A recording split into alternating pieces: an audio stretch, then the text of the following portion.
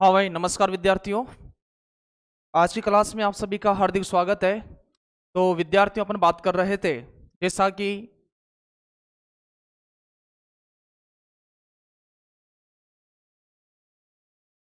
Hindi test series MP TET वर्ग 2 पात्रता परीक्षा 7वां टेस्ट चल रहा है और ये अंतिम वीडियो है 7वें टेस्ट का। काव्य शास्त्र, यहाँ पर अपन ने संपूर्ण विषय वस्तु काव्य शास्त्र का लिया है और आपको पता है कि यह पार्ट 2 है, और टेस्ट नंबर 7 का, पार्ट 2 है। इसमें भी आप अपन बात करें यहाँ पर 51 से लेकर के 100, 51 नहीं, यह प्रश्न मैं बता दूं आपको कि 56 से लेकर के आज अपन 110 प्रश्नों का यहाँ पर विश्लेषण देखने वाले हैं। हाँ, नमस्कार सभी को, गुड इवनिंग सभी को। और जैसा कि आपको पता है कि जिस प्रकार से अपन यहाँ पर बात करें कि इससे पूर्व अपना एक तो आदिकाल का टेस्ट हो चुका है, आदिकाल, भक्ति काल,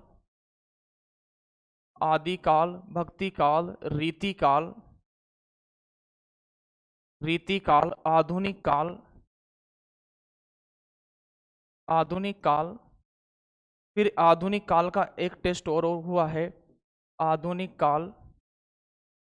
उसके बाद अपना टेस्ट हुआ है भाषा और व्याकरण, भाषा व व्याकरण का टेस्ट हुआ है।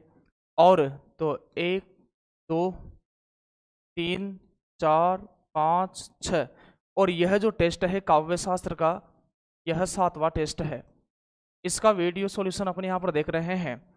यदि आप एक टेस्ट के 100 प्रश्न भी मान करके चलो तो लगभग 700 प्रश्न, और वैसे अपन जिस तरह से आपकी परीक्षा का टाइम निर्धारित किया है कि 25 अप्रैल से आपकी परीक्षा होने वाली है, तब तक अपन लगभग 8, 9, 10 और 11 टेस्टों को अपन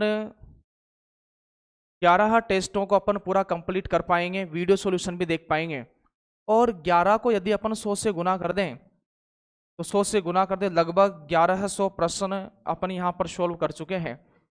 अब ध्यान पूर्वक मैं क्या कहना चाह रहा हूं आपसे, आज टेस्ट नहीं था, कल टेस्ट है, और मैं क्या कहना, लगभग 1100 प्रश्न, बड़ा खुशी का विषय है। बहुत अच्छा महसूस हो रहा है कि हम लगभग 1100-1200 प्रश्नों के माध्यम से, मैं ही नहीं और सभी जो शिक्षक हैं वो 11-12 प्रश्नों के माध्यम से, हालांकि हमें तो इतना यकीन है कि लगभग प्रश्न पूरे ही आ जाएंगे उसमें से, लेकिन सभी विद्यार्थियों का पढ़ने का अलग अलग तरीका होता है, कौन कितना वहां से सीख पाता है। तो 1100 प्रश्नों में फिर भी मैं आपसे दावा करता हूं कि अच्छी तरह अपन विश्लेषण देख लो, विकल्प को समझ लो, और जो अपन ने प्रश्न यहाँ पर लिए हैं 1100 में से मैं ये तो नहीं कहूंगा कि 100% आ जाएंगे आपके अकॉर्डिंग, वो तो आप ही बताओगे, लेकिन 1100 प्रश्नों में से आप 100% आपको हूबहू देखने को मिल सकते हैं, जहां मैंने विश्लेषण बताया है, आपको समझाया है, या कहीं भी विकल्प में कहीं से भी 100%। तो बच्चों, आप यदि इन 11 ही वीडियो को अच्छी तरह देख लो तब भी आप क्वालिफाई हो सकते हो, यदि आप ध्यानपूर्वक चीज़ों को देख पाओ। और तो शुरुआत करते हैं अपन, ये चीज़ें मुझे आपको बताना था, और फाइनली आप ही बताओगे पेपर होने के बाद क्या विषय है। तो ये रहा पहला प्रश्न आज का आपकी स्क्रीन पर। रस्यते आस्वाद्यते इति रसः, यह कथन किसका है? रस्यते आस्वाद्यते इति रस है, जिसका आस्वादन किया जाए वही रस है, यह किसने कहा? विश्वनाथ ने कहा, अभिनव गुप्त ने कहा, जगन्नाथ ने कहा, शंकुक ने कहा। तो इसका आंसर हो जाएगा बच्चों विश्वनाथ। क्या हो जाएगा? इसका आंसर हो जाएगा विश्वनाथ। रस्यते आस्वाद्यते इति रस है, जिसका आस्वादन किया जाए वही क्या है? रस है।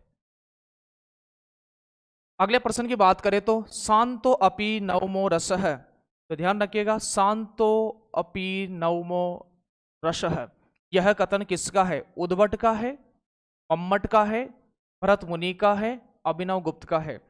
जैसे अपन बात करें भरत मुनि के अनुसार रस कितने थे? सर भरत मुनि के अनुसार तो 8 रस हो गए। कितने हो गए? 8 हो गए, 8 रस। यदि उसके बाद बात करें तो ध्यान रखना, उद्भट, मम्मट, उद्भट, मम्मट और अभिनव गुप्त, और अभिनव गुप्त, यहां पर ध्यान रखना है, इन्होंने एक रस माना है, और वह रस कौन सा है? शांत रस है। लेकिन आप ध्यान रखिएगा, उद्भट ने शांत रस को नवा रस माना है, लेकिन उसमें मम्मट और अभिनव गुप्त का भी समर्थन प्राप्त हुआ है। तो बताइए रस कितने हो गए? तो ये नवा हो गया। 10वां रस आपको पता है कि 10वां वात्सल्य रस है, 10वां वत्सल यानी वात्सल्य रस है, और विश्वनाथ ने माना है। किन्होंने माना है? विश्वनाथ ने माना है। और ध्यान रखना है 11वां रस कौन सा है? भक्ति रस है। लेकिन रस तो वर्तमान में कितने हैं? 9 ही हैं, भक्ति रस। और भक्ति की बात करें तो रूप गोस्वामी। लेकिन मैं आपसे ये कहना चाह रहा हूं, उद्भट आपको पता है कि नाट्यशास्त्र के प्रथम टीकाकार माने जाते हैं। तो शांतो अपि नवमो रस, क्या आंसर आ रहा है? क्या आंसर आ रहा है? 57 का सी आंसर इसका सही हो जाएगा। शांत नवा रस, यह लक्षण किन्होंने दिया है? मम्मट ने। किन्होंने दिया है? मम्मट ने दिया है। निम्न में से करुण रस का उदाहरण नहीं है, निम्न में से करुण रस का उदाहरण नहीं है, निम्न में से करुण रस का उदाहरण नहीं है। एक बार कक्षा को शेयर कर दीजिएगा, अपने साथियों को जोड़ दीजिएगा।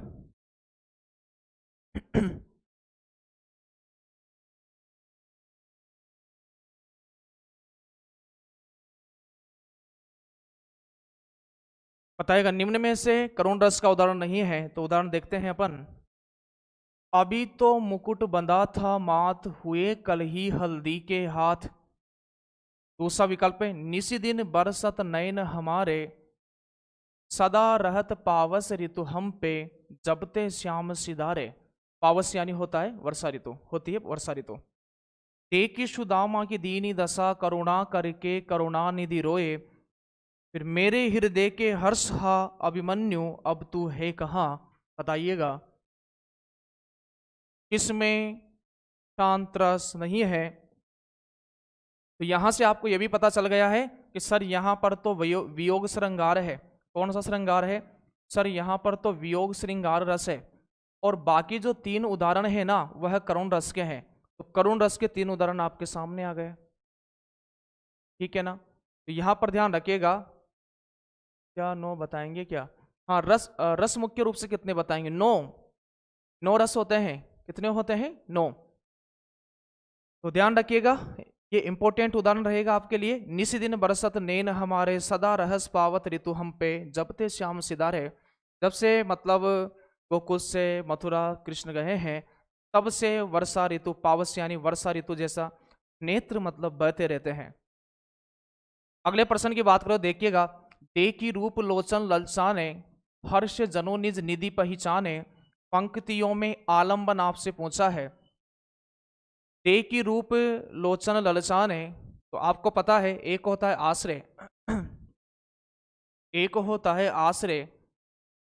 जिस सहृदय में स्थायी भाव जागृत हो, ध्यान रखिएगा, जिस सहृदय में जिस सहृदय में स्थायी भाव जागृत हो, स्थायी भाव जागृत हो वह कहलाता है आश्रय। और जिसके कारण हो, जिसके कारण स्थायी भाव जागृत हो, जिसके कारण स्थायी भाव जागृत हो, जिस सहृदय में स्थायी भाव जागृत हो और जिसके कारण हो वह क्या है? वह आलंबन है। तो यहां आपसे पूछा है, ते की रूप लोचन ललचाने, हर से जनु निज निधि पहचाने। सीता जी ने राम के रूप को देख करके ऐसा लगा है कि नैनों ने भी थपकना बंद कर दिया है और ऐसा लग रहा है जैसे नेत्रों ने अपना खोया हुआ खजाना पहचान लिया है। तो रति नामक स्थायी भाव सीता के हृदय में जागृत हुआ। किनके कारण हुआ? राम के कारण हुआ। तो जिनके कारण स्थायी भाव जागृत होता है वह आलंबन कहलाता है। तो किनके कारण हुआ? राम के कारण हुआ। तो राम क्या है? आलंबन है। सीता क्या है? आश्रय है। सीता क्या है? आश्रय है। सीता क्या है? आश्रय है। आलंबन आपसे पूछा है, क्या पूछा है? आलंबन पूछा है। तो जिसके कारण स्थायी भाव जागृत होता है वह आलंबन है और जिसके सहृदय में होता है वह आश्रय है। अगला प्रश्न देखिएगा। श्रृंगार रस को रसराज क्यों माना जाता है? श्रृंगार रस को रसराज क्यों माना जाता है? रसराज किन्होंने माना श्रृंगार रस को? तो बताइएगा। भोजराज ने माना है। किन्होंने माना है? भोजराज ने माना है। क्यों माना जाता है? तो क्या इसमें इसमें 8 सात्विक भावों का समावेश है क्या? इसमें 33 संचारी भावों का समावेश है क्या? इसकी उत्पत्ति श्रृंग धातु से हुई है क्या? इसमें कामोद्रेक की अधिकता पाई जाती है क्या? तो बताइएगा। श्रृंगार रस आपको पता है कि यह मानव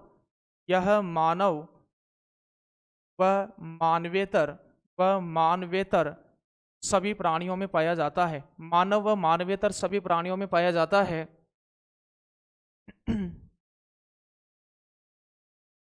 ठीक है ना? तो यहां पर देखिएगा, श्रृंगार रस को रसराज इसलिए कहा जाता है क्योंकि इसमें 33 संचारी भावों का समावेश देखने को मिलता है।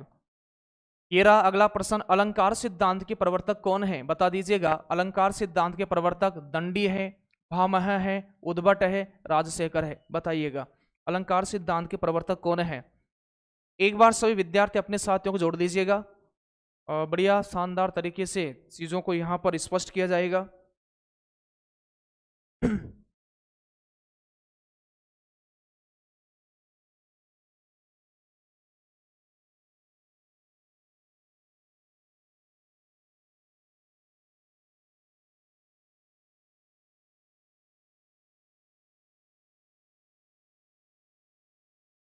सभी का आंसर सही आ गया है। भामह को अलंकार संप्रदाय का प्रवर्तक माना जाता है सर।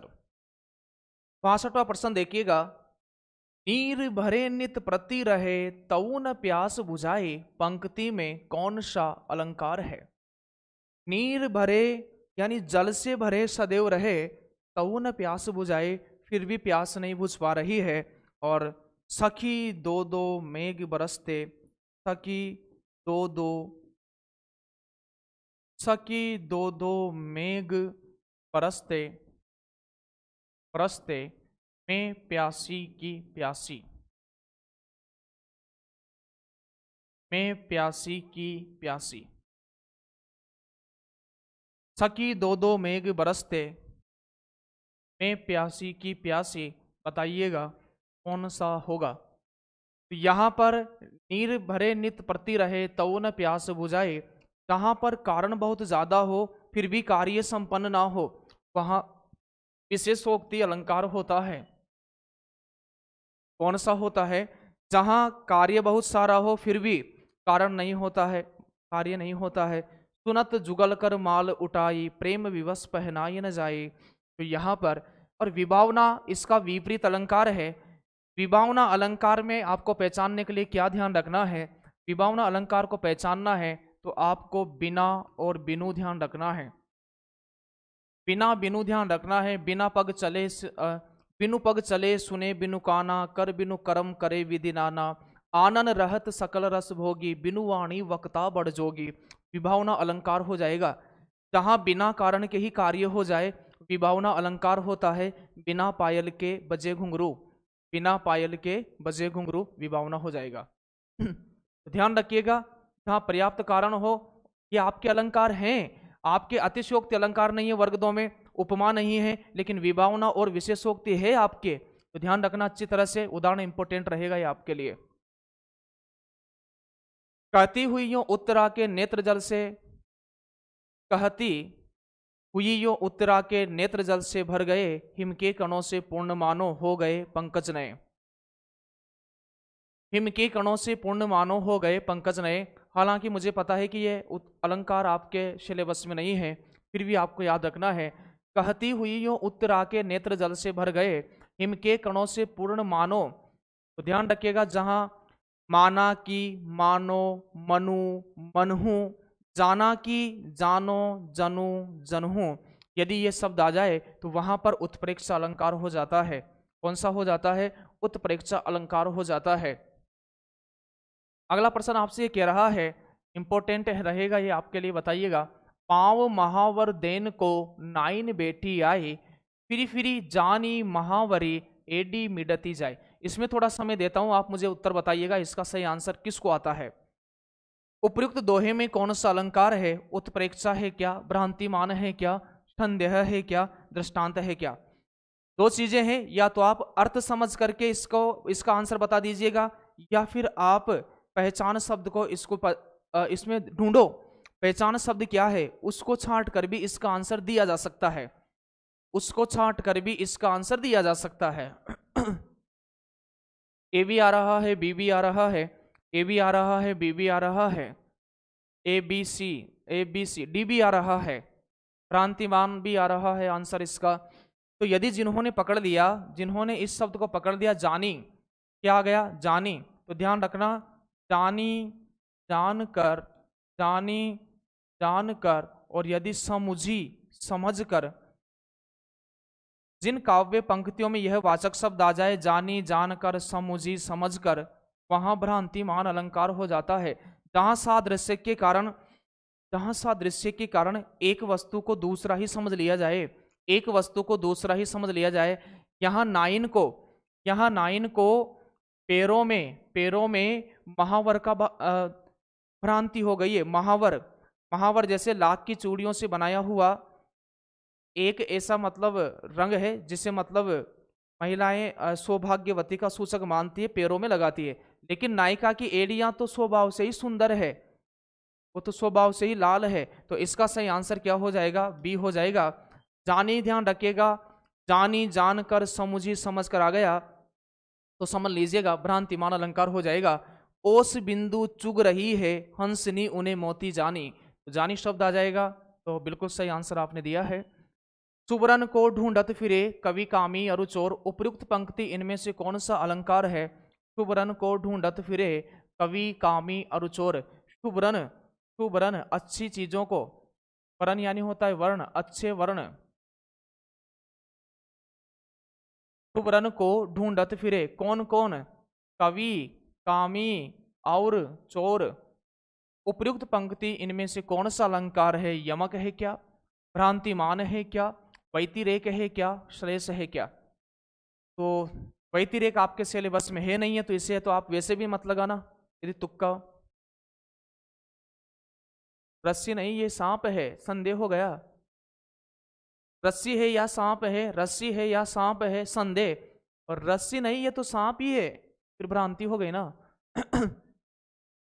आपके पाठ्यक्रम में व्यतिरेक तो है ही नहीं है, तो इसको तो आप वैसे भी तुक्के में नहीं लगाना चाहिए आपको। तो शुभरन को ढूंढत फिरे कवि कामी अरु चोर, तो यहां पर शुभरन शब्द 3 अर्थों में आ रहा है। शुभरन को अच्छे वर्णों को कवि ढूंढेगा, अच्छे वर्ण को। फिर शुभरन की बात करें, कामी ढूंढेगा सुंदर स्त्री को। किसको ढूंढेगा? सुंदर स्त्री को। और शुभरन अच्छे वर्णों को चोर ढूंढेगा स्वर्ण को। किसको ढूंढेगा? स्वर्ण को। तो जहां एक ही शब्द अनेक अर्थों में आ जाए, प्रयुक्त होने लग जाए, वहां अलंकार श्लेष होता है। कौन सा होता है? श्लेष अलंकार होता है। तो पर वारो उर्वशी सुनी राधी के सुजान, तू मोहन के उर्वशी वे उर्वशी समान। बताइएगा इसमें क्या श्लेष अलंकार है, रूपक अलंकार है, यमक अलंकार है, उपमा अलंकार है? कौन सा अलंकार होगा? एक बार कक्षा को शेयर कर दीजिएगा, साथियों को जोड़ दीजिएगा।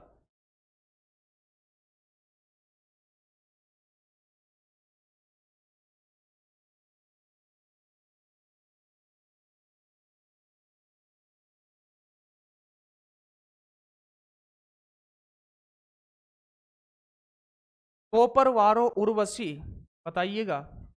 उर्वशी, उर्वशी और उर्वशी, 3 जगह उर्वशी आ रहा है। और जहां पर शब्दों की आवृत्ति हो और अर्थ भिन्न हो, वहां यमक अलंकार होता है। कौन सा होता है? यमक अलंकार होता है। तो पर वारु उर्वशी, इसका अर्थ होता है उर्वशी अप्सरा। यहां पर उर्वशी अप्सरा अर्थ हो गया। सुनी राधिके सुजान, तू मोहन के उर्वशी, इसका अर्थ हो गया हृदय में बसी। इसका अर्थ क्या हो गया? हृदय में बसी। इसका अर्थ हो गया हृदय में बसी। वे उर्वशी समान, इसका अर्थ हो गया उर्वशी समान।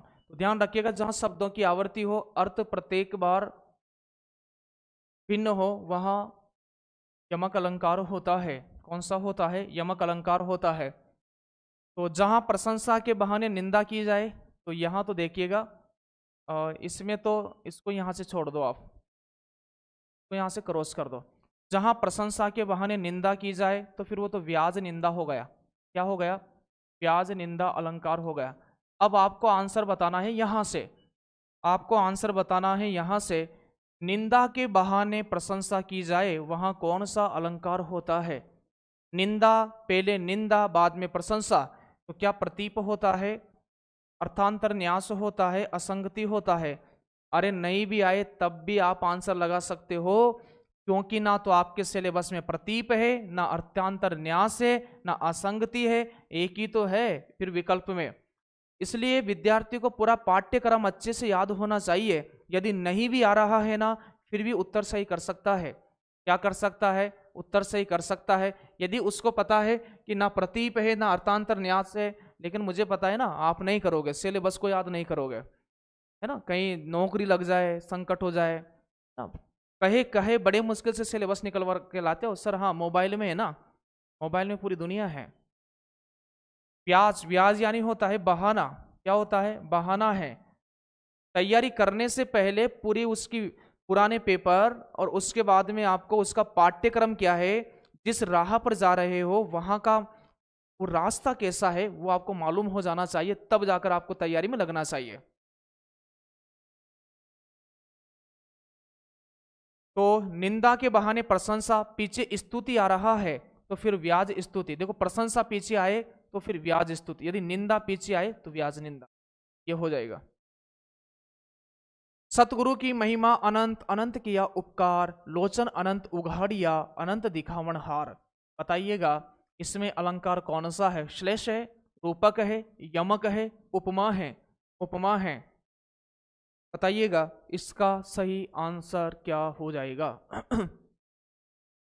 सतगुरु की महिमा अनंत, अनंत किया उपकार, यहां भी अनंत, यहां भी अनंत, यहां भी अनंत, यहां भी अनंत, अनंत दिखावन हार। अनंत यानी ब्रह्म ज्ञान कर, अनंत दिखावन, ब्रह्म ज्ञान प्रदान करना, ब्रह्म ज्ञान से रूबरू कराना। तो बताइएगा अलंकार कौन सा हो जाएगा? यहां हो जाएगा यमक। सतगुरु की महिमा अनंत, जिसका अंत ही नहीं है, जिसका अंत ही नहीं है, तो यहां पर कौन सा हो जाएगा? यमक। शब्दों की आवर्ती है, अर्थ प्रत्येक बार भिन्न है। यमक अलंकार में उदाहरण में बता देता हूं। कनक कनकते सो गुनी मादकता आदि का एक तो वो ध्यान रखना है। सजना है मुझे सजना के लिए एक वह ध्यान रखना है। ठीक है। एक सारंग ले सारंग चली, सारंग पूग्यो आए, जे सारंग सारंग धरियो, सारंग सारंग माई, एक वह याद रखना है। यमक अलंकार में एक आपको याद रखना है। क्या याद रखोगे? सारंग ले सारंग उड़ियो, सारंग पूग्यो आई, जे सारंग सारंग कहो, मुंह को सारंग जाए, एक वह याद रखना है। तो पर वारो उर्वशी सुनी राधे के सुजान, तू मोहन के उर्वशी हे उर्वशी समान, एक ये ध्यान रखना है। एक याद रखना है दीपक ले दीपक चली, कर दीपक की ओट, जे दीपक दीपक नहीं, दीपक करता चोट, एक यह याद रखना है। तीन बेर खाती थी वो तीन बेर खाती है, नगन जड़ाती थी वो नगन जड़ाती है। इन सभी में यमक अलंकार हो जाएगा। और सभंग यमक में ध्यान रखिएगा, सभंग यमक, सभंग यमक में आपको ध्यान रखना है मचलते, मचलते चलते हो तुम व्रता, मचलते चलते हो तुम व्रता। और आप मुझे ये बता दीजिएगा, मैंने जितने अभी उदाहरण बोले हैं, मैंने जितने उदाहरण बोले हैं वह अभंग यमक अलंकार के हैं। किसके हैं? अभंग यमक अलंकार के हैं। किसके हैं? अभंग यमक अलंकार के हैं। अभंग यमक। लेकिन मेरा प्रश्न यह है कि अभंग यमक अलंकार में, अभंग यमक अलंकार में कौन सी शब्द शक्ति होती है? बताइएगा अभंग यमक अलंकार में कौन सी शब्द शक्ति होती है?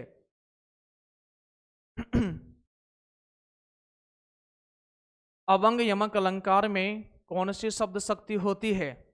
तो यहां पर आपको पता है टुकड़े करने पर आवर्ती प्रदान दिख रही है। टुकड़े करने, टुकड़े करने पर तो सबंग है और बिना टुकड़े किए ही। अभंग यमक अलंकार में, अभंग यमक अलंकार में कौन सी शब्द शक्ति होती है? अभिदा, लक्षणा, व्यंजना, बताइएगा।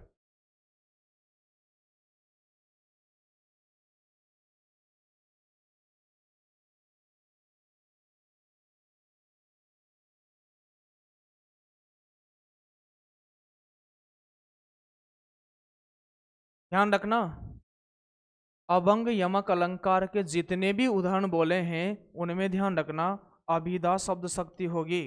कौन सी शब्द शक्ति होगी? अभिधा शब्द शक्ति होगी। कौन सी होगी? अभिधा शब्द शक्ति होगी। फिर देखिएगा, सारी बीच नारी है कि नारी बीच सारी है, सारी ही की नारी है कि नारी ही की सारी है। कौन सा अलंकार है? अन्योक्ति है क्या? विरोधाभास है क्या? संदेह है क्या? उपमा है क्या? आपके पाठ्यक्रम में दो अलंकार नहीं है, उपमा भी नहीं है, अन्योक्ति भी नहीं है, तो फिर बचा दो ही, फिर संदेह बचा और विरोधाभास बचा। बताइएगा। आपको पता है कि या, अथवा, अथवा, इंधो, यदि यह पहचान शब्द आ जाए, यह वाचक शब्द आ जाए, तो फिर बताइएगा आंसर क्या हो जाएगा? फिर आंसर क्या हो जाएगा?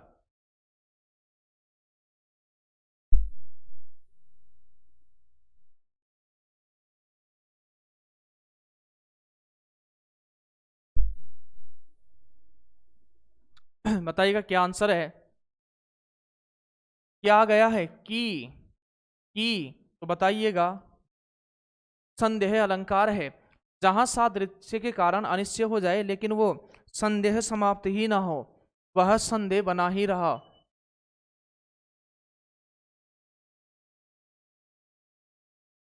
अगला प्रश्न देखिएगा, जिस काव्य पंक्ति में प्रयुक्त किसी एक ही शब्द के एक से अधिक अर्थ हो उस पंक्ति में अलंकार होता है। फिर से सुनिएगा, क्या आपसे प्रश्न पूछा जा रहा है। जिस काव्य पंक्ति में प्रयुक्त किसी एक ही शब्द के एक से अधिक अर्थ हो उस पंक्ति में कौन सा अलंकार होता है, कौन सा अलंकार होता है। ये जो 11 टेस्टों का बच्चों सॉल्यूशन है ना, ये केवल आपकी इस परीक्षा में ही नहीं, आप कोई सा भी एग्जाम दीजिएगा, आप चाहे चयन भर्ती परीक्षा का भी एग्जाम देना, चयन भर्ती परीक्षा का भी, उसमें भी यह 11 वीडियो यानी 11 टेस्ट रामबाण साबित होंगे। वहां भी इनको अच्छी तरह पढ़ लीजिएगा, आपका सिलेक्शन इनसे हो जाएगा। या फिर आप आरपीएससी का कोई भी एग्जाम दो, आरपीएससी का एग्जाम दो, चाहे आप टीजीटी दो, चाहे आप पीजीटी दो, हिंदी वही रहेगी, आप साहित्य वही रहेगा। चाहे आरपीएससी आप फर्स्ट ग्रेड दो, चाहे सेकंड ग्रेड दो, यहीं से आना है, कुछ भी बाहर नहीं जाएगा। चाहे आप केवीएस का एग्जाम दो, चाहे आप एनवीएस का एग्जाम दो, साहित्य मैं कह रहा हूँ ये 11 जो टेस्ट है ना, इसका वीडियो सॉल्यूशन हर भर्ती परीक्षा के लिए रामबाण साबित होगा। तो जिस काव्य पंक्तियों में एक ही शब्द अनेक अर्थों में प्रयोग हो जाए वह अलंकार होता है श्लेष। क्या होता है? श्लेष अलंकार होता है।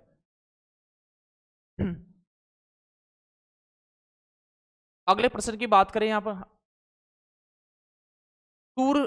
शूर शूर तुलसी शशि उड़गुन केशवदास और कवि खग्योत सम जह तह करत प्रकाश। शूर शूर तुलसी शशि उड़गुन केशवदास और कवि खग्योत सम जह तह करत प्रकाश। अब यहां पर देखिएगा, शूर शूर शूर तुलसी शशि उड़गुन केशवदास, तो यहां पर देखिएगा सूरदास क्या है?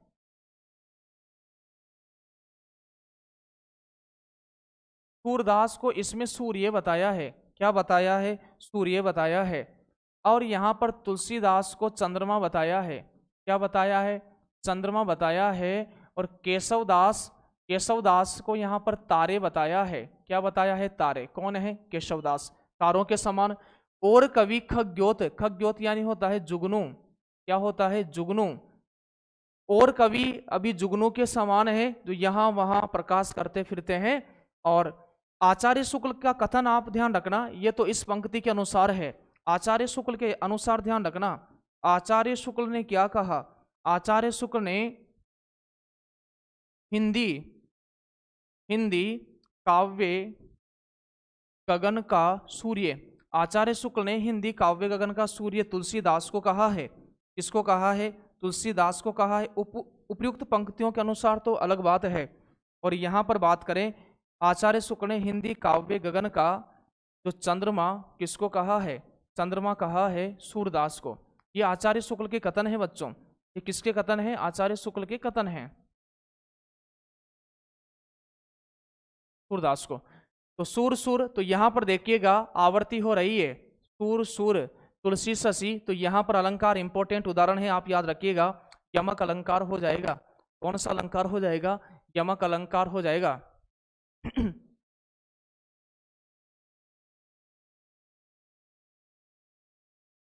इस पंक्ति में सूरदास को सूर्य माना है, लेकिन आचार्य शुक्ल आगे स्पष्ट करते हैं इस बात को कि हिंदी काव्य गगन के सूर्य तुलसीदास हैं और हिंदी काव्य गगन के चंद्रमा सूरदास हैं। यमक अलंकार है। कौन सा है? यमक अलंकार है। अगले प्रश्न की बात करें, तंत्रीनाद कवित रस सरस राग रति रंग अन बूढ़े बूढ़े तरे जे बूढ़े सब अंग। बताइएगा कौन सा अलंकार है? अब आपके सिलेबस में उपमा नहीं है, दृष्टांत नहीं है, रूपक नहीं है, आसान हो गया।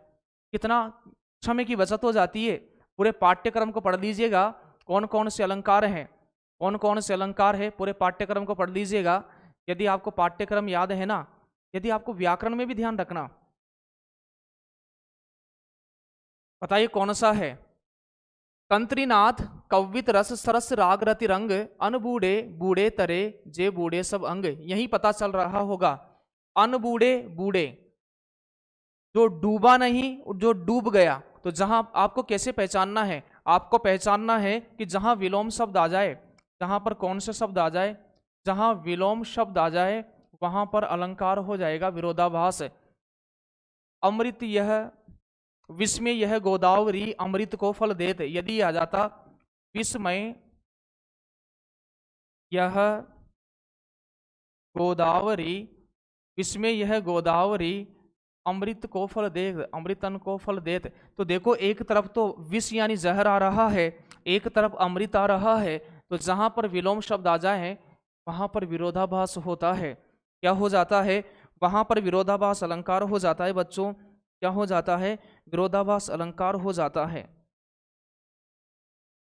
यदि आपने हरिवंश राय बच्चन की पंक्तियां पढ़ी हो तो बताइएगा, मैं जग जीवन का भार लिए फिरता हूं, फिर भी जीवन में प्यार लिए फिरता हूं, कर दिया किसी ने झंकृत जिनको छूकर, मैं सांसों के दो तार लिए फिरता हूं। मैं रोया इसको तुम कहते हो गाना, मैं फूट पड़ा तुम कहते छंद बनाना, क्यों कवि कहकर दुनिया मुझे अपनाए, मैं दुनिया का हूं एक नया दीवाना। मैं शीतल वाणी में आग लिए फिरता हूं। हरिवंश राय बच्चन कहते हैं कि मैं शीतल वाणी में आग लिए फिरता हूं, आग लिए फिरता हूं, शीतल वाणी में आग लिए फिरता हूं, शीतल वाणी में। तो बताइएगा एक तरफ तो क्या आ रहा है, एक तरफ आ रहा है शीतल और एक तरफ आ रहा है आग। तो जहां विलोम शब्द आ जाए, शीतल का गुण ठंडा है, आग का गर्म है, तो यहां भी विरोधाभास अलंकार हो जाएगा। कौन सा हो जाएगा? और विरोधाभास अलंकार आपसे पूछा जा सकता है आपकी परीक्षा में। पूरे चांस हैं कि या तो श्लेष, यमक और विरोधाभास, तीन अलंकार में से कोई आपके आ जाएगा, और बाकी अलंकार बिल्कुल सिंपल दे रखे हैं, आपको पता है। तो यहां पर सही आंसर हो जाएगा विरोधाभास। किनका प्रिय अलंकार है विरोधाभास? लिख करके बताइएगा किनका प्रिय अलंकार है। निम्न पंक्तियों में कौन सा अलंकार है? निम्न पंक्तियों में कौन सा अलंकार है? नाक का मोती अधर की कांति से, नाक का मोती अधर की कांति से, बीज दाड़िम का समझकर भ्रांति से, देख कर सहसा हुआ सुख मौन है, सोचता अन्य सुख यह कौन है। इसमें बताइएगा, इसमें बताइएगा कौन सा अलंकार है।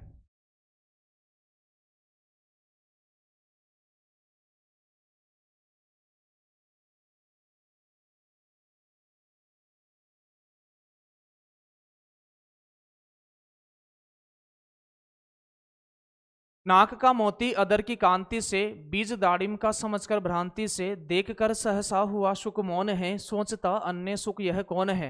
विरोधाभास आपको पता है घनानंद का प्रिय अलंकार है। किनका प्रिय अलंकार है? घनानंद का। तो नाक का मोती अदर की कांति से, बीज दाड़िम का समझकर भ्रांति शब्द आ गया, देख कर सहसा हुआ सुख मौन है, सोचता अन्य सुख यह कौन है। उर्मिला की नाक में तोते को दूसरे तोते की भ्रांति हो गई, दूसरे तोते की भ्रांति हो गई।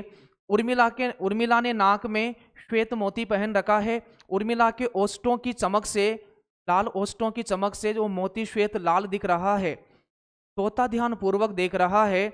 और नाक का मोती अदर की कांति से, बीज दाड़िम का समझकर भ्रांति से, और उस तोते ने उसे दाड़िम, दाड़िम प्रिय कहा जाता है।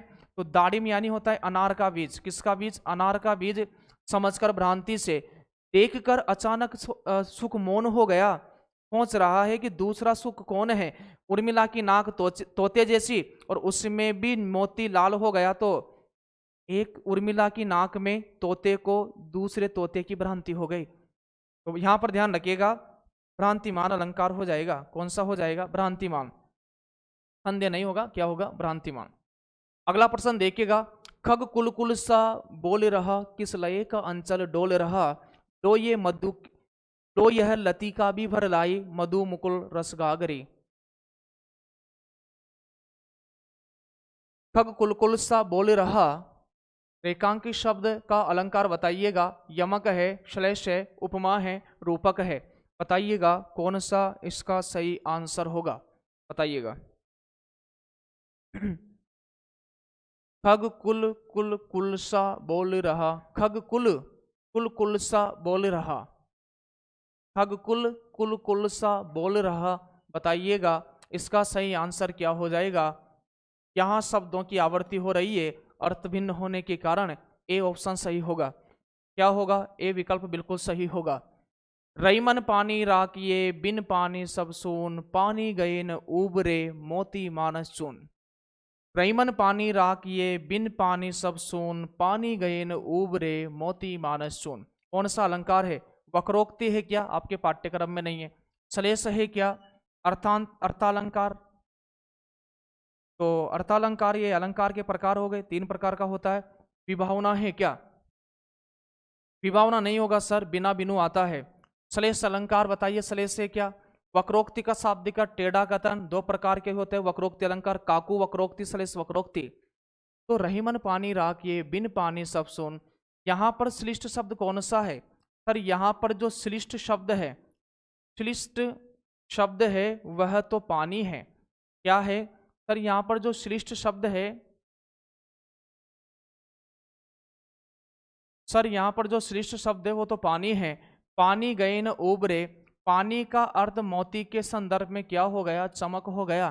पानी का अर्थ मानस के संदर्भ में क्या हो गया? इज्जत हो गया। और पानी का अर्थ चून के संदर्भ में क्या हो गया? जल हो गया। तो यहां पर देखिएगा, जहां एक ही शब्द अनेक अर्थों में प्रयोग हो वहां पर अलंकार हो जाता है श्लेष अलंकार। क्या हो जाता है? श्लेष अलंकार हो जाता है। जहां बिना कारण के ही कार्य की संभावना व्यक्त की गई हो वहां कौन सा अलंकार होता है? विभावना, असंगति, अर्थांतर न्यास, निदर्शना। जहां बिना कारण के ही कार्य हो जाए, जहां बिना कारण के ही कार्य हो जाए, बताओ अलंकार कौन सा होगा? रवीना जी भी बता रही है, कंचन जी भी बता रही है, मनीषा जी डी बता रही है, अभंग सलेश परमार बता रही है। तो जहां बिना कारण के ही कार्य की संभावना व्यक्त की गई हो वहां पर बताइएगा 76 का सही आंसर क्या होगा? तो यहां पर आंसर हो जाएगा विभावना। क्या हो जाएगा सर? जिस सिलेबस में क्या है कैसे देखें? अब तो क्या देखोगे सिलेबस को? पेपर में देखना कौन कौन से प्रश्न आएंगे, अब सिलेबस को देखने का समय है क्या? जो रूल बुक आती है ना उसमें पाठ्यक्रम दिया होता है। कोई सी भी भर्ती आ जाए सबसे पहले पाठ्यक्रम देख लेना चाहिए, चिपका लेना चाहिए उसे 2-4 जगह। अब मध्य को पाठ्यक्रम क्या जरूरत आ रही है? अब तो पढ़ लो और पेपर दो अच्छी तरह से। किंसकु किसंग किसुंक कुसुम जानकर झपटा भोरा सुख की लालचों पर, तेते ने निज ठोर चलाई जामुन का फल उसे सोचकर। बताइएगा इसका सही आंसर क्या हो जाएगा?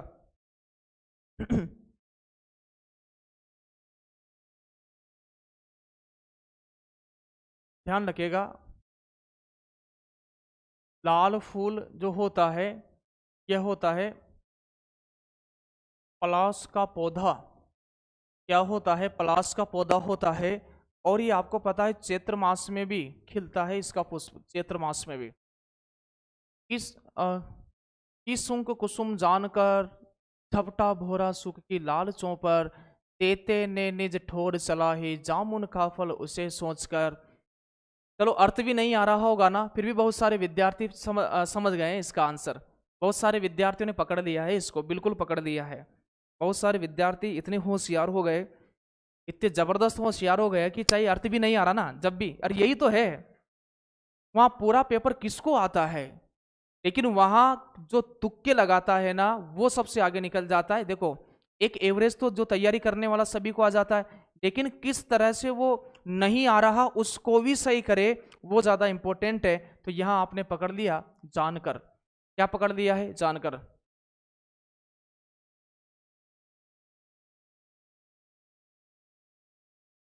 यह काया है या शेष उसी की छाया है?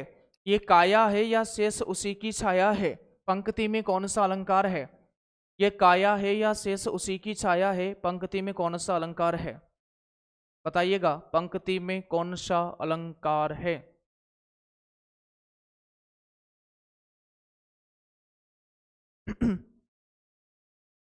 बताओ जल्दी बताओ।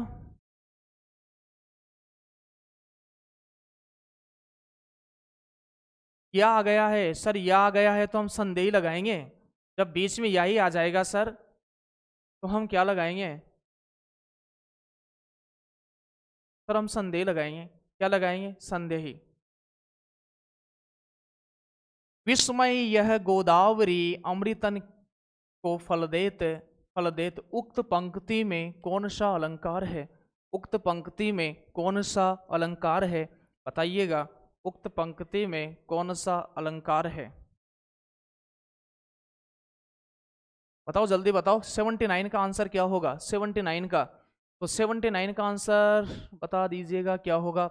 विभावना है क्या, विरोधाभास है क्या, प्रतीप है क्या, वैतिरेक है क्या? बताइएगा इसका सही आंसर क्या हो जाएगा। विस्मय और अमृत, विष और अमृत जब विलोम पद आ जाए तो अलंकार हो जाता है विरोधाभास। क्या हो जाता है? विरोधाभास अलंकार हो जाता है। अलंकार की विशेषता है, अलंकार की विशेषता है ये काव्य के स्थायी धर्म है, इन्हें काव्य की आत्मा माना गया है, काव्य के सौंदर्य में अभिवर्ती करते हैं, ये काव्य के आंतरिक धर्म है। तो काव्य के आंतरिक धर्म तो मैंने आपको बताया था काव्य गुण कहलाते हैं। काव्य के आंतरिक धर्म तो कौन कहलाते हैं? सर हमें पता है, आपने कल बताया था काव्य गुण कहलाते हैं। काव्य के आंतरिक धर्म तो काव्य गुण कहलाते हैं। और ये काव्य के स्थायी धर्म नहीं, बात गलत है। इन्हें काव्य की आत्मा माना गया है क्या? बिल्कुल नहीं माना गया है। काव्य की आत्मा तो किसको माना गया है? रस को माना गया है। ये काव्य के सौंदर्य को बढ़ाते हैं, अभिवृद्धि करते हैं, लेकिन ये काव्य के बाह्य सौंदर्य वृद्धि करते हैं। कौन सा सौंदर्य वृद्धि करते हैं? बाह्य सौंदर्य वृद्धि करते हैं। कौन से सौंदर्य वृद्धि?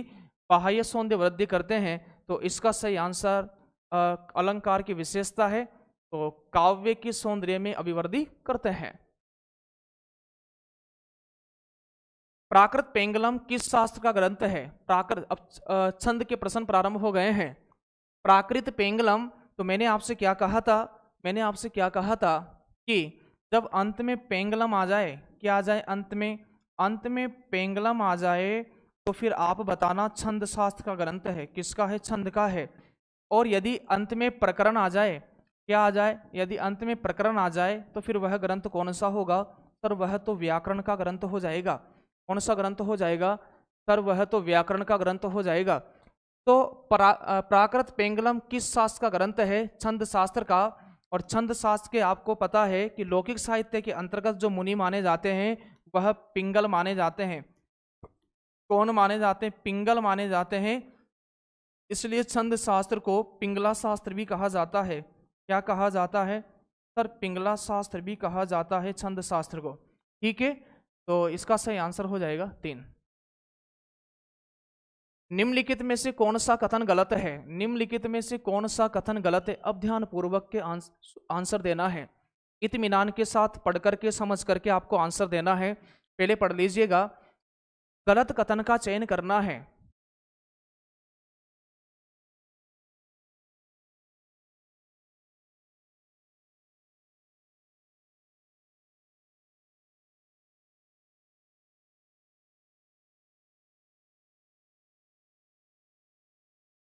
कुंडलिया छंद सोरठा और रोला के मेल से बनता है क्या? दोहा छंद में विषम चरण में 13 है और सम चरणों में 11 मात्राएं होती है क्या? द्रुत विलंबित छंद में प्रत्येक चरण में 12 वर्ण तथा नवभर होता है क्या? गीति का छंद के प्रत्येक चरण में 26 मात्राएं होती है क्या? तो बताइएगा। 82 का सही आंसर हो जाएगा। आपसे पूछा है कि गलत कथन का चयन करना है, तो कुंडलिया छंद सोरठा और रोला के मेल से बनता है क्या? यही गलत हो गया। यहां ध्यान रखना, सोरठा नहीं, दोहा आता। क्या आता है यहाँ पर? दोहा और रोला के मेल से बना होता है। 2 चरण दोहा के, 4 चरण रोला के। तो यहाँ 82 का एक आंसर हो जाएगा। अगले प्रश्न की बात करें। रघुकुल रीति सदा चल आई, प्राण जाए पर वचन न जाए। तो इन पंक्तियों में किस छंद का प्रयोग हुआ है? उल्लाला, चौपाई, सोरठा, दोहा। 1 2 3 4 5 6 7 8 9 10 11 12 13 14 15 16। सर 16 मात्राएं तो 16 मात्राएं तो हमें पता है सर। 16 मात्राएं तो चौपाई में आती है। किस में आती है? चौपाई में आती है सर। और यदि 15 मात्राएं आ जाती सर, 15 मात्राएं आ जाती तो हम लगा देते चौपाई छंद, कौन सा लगा देते, चौपाई छंद लगा देते या फिर चौपाई छंद लगा देते, चौपाई। तो 16 अगला प्रश्न देखिएगा, करते अभिषेक पयोद हैं बलिहारी इस देश के, हे मातृभूमि तू सत्य ही सगुण मूर्ति सर्वेश के। करते अभिषेक पयोद हैं, ये प पूरा कर लेना यहाँ पर, करते अभिषेक पयोद हैं बलिहारी इस देश के, हे मातृभूमि तू सत्य ही सगुण मूर्ति सर्वेश के। यहाँ पर आपको बताना है बच्चों कौन सा छंद है, कौन सा छंद है, तो अपन मात्राएं लगा लेते हैं। देखो छांटने का क्या तरीका है, आपने प्रश्न पढ़ लिया छंद का, अब विकल्प पर आ जाइएगा। विकल्प आपने देखा दोहा, चौपाई, उल्लाला, गीतिका। अब आपको ये तो कन्फर्म हो गया कि यहाँ मात्रिक ही छंद होगा, ये तो कन्फर्म हो गया मात्रिक, तो मात्राएं लगाना पड़ेगा, फिर आपको वर्ण नहीं गिनना है। जब चारों ही विकल्प में मात्रिक छंद दे दिए तो फिर आपको वर्ण गिनना ही नहीं है। तो यहाँ पर देखिएगा 1 2 3 4 5 6 7 8 9 10 11 12 13 14 15 है। 1 2 3 4 5 6 7 8 9 10 11 12 13 है। तो देख लीजिएगा यहाँ पर कितनी है सर, यहाँ से यहाँ तक तो सर 15 हो गई, कितनी हो गई 15 मात्राएं हो गई सर, और यहाँ से यहाँ तक सर 13 मात्राएं हो गई। तो 15 और 13 बराबर कितनी मात्राएं, 28 मात्राएं। तो 28 मात्राओं का सम मात्रिक छंद, सॉरी ये उल्लाला अर्ध सम मात्रिक छंद है। तो ध्यान रखना उल्लाला क्या आंसर हो जाएगा, उल्लाला आंसर हो जाएगा। कौन सा छंद है, अर्धसम मात्रिक छंद है, अर्धसम मात्रिक छंद है, अर्धसम मात्रिक छंद है। जहां विषम चरणों में समान समान मात्राएं और सम चरणों में समान समान मात्राएं आती है वह अर्धसम मात्रिक छंद होता है। सर विषम मात्रिक छंद क्या होता है, जहां 4 से अधिक चरण हो, जहां 4 से अधिक चरण हो वो विषम मात्रिक होता है। सर सम मात्रिक क्या होता है, जहां चारों ही चरणों में समान समान मात्राएं आ जाए सम मात्रिक होता है। सम मात्रिक चौपाई है, क्या है, चौपाई है, रोला है, गीतिका है, हरि गीतिका है, ध्यान रखना है। सर अर्धसम मात्रिक कौन सा है, दोहा है, सोरठा है, उल्लाला है, बरवे है। सर विषम मात्रिक कौन कौन सा है, विषम मात्रिक छप्पई है और कुंडलिया है, और कुंडलिया है। तो इसका सही आंसर हो जाएगा उल्लाला। इस अर्धसम मात्रिक छंद के विषम पदों में 11-11 तथा सम पदों में 13-13 मात्राएं होती है। आपसे प्रश्न यह पूछा गया है कि यह पहला, ये दूसरा, ये तीसरा, चौथा। यहां पर आपसे यह पूछा गया है किस अर्धसम मात्रिक छंद के विषय में। अब देखो इन्होंने अर्धसम पूछा है, क्या पूछा है, अर्धसम पूछा है। तो बताइए रोला तो क्या है, रोला तो सर सम मात्रिक है, सम मात्रिक है रोला। तो ऑप्शन पे आ जाएगा फटाक से, प्रश्न पढ़ा ऑप्शन पे आ जाइएगा। सर यहाँ पर बात करें सर चौपाई, तो चौपाई भी नहीं होगा सर, चौपाई तो सम मात्रिक है, सर चौपाई तो सम मात्रिक है। अब बचे 2 छंद आपके, अब तुक्का लगाना भी आसान हो गया, अब तो तुक्का भी आप लगाना चाहो तो सही होने की संभावना ज्यादा है। तो ये कौन सा चरण हो गया, ये पहला हो गया, ये तीसरा हो गया, ये दूसरा और ये चौथा, ये सम चरण, ये विषम चरण।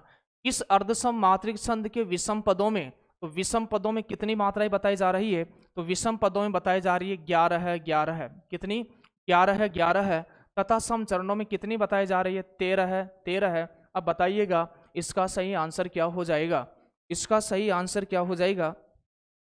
85 प्रश्न का सही आंसर आप बताइएगा। लगभग सभी विद्यार्थियों का सही आंसर आ रहा है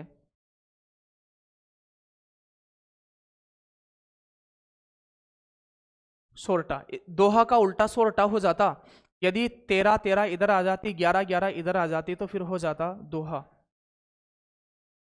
छंदों को पढ़ते समय कई स्थलों पर विराम लेना पड़ता है, उन विराम स्थलों को क्या कहा जाता है, यति, गण, गति, तुक।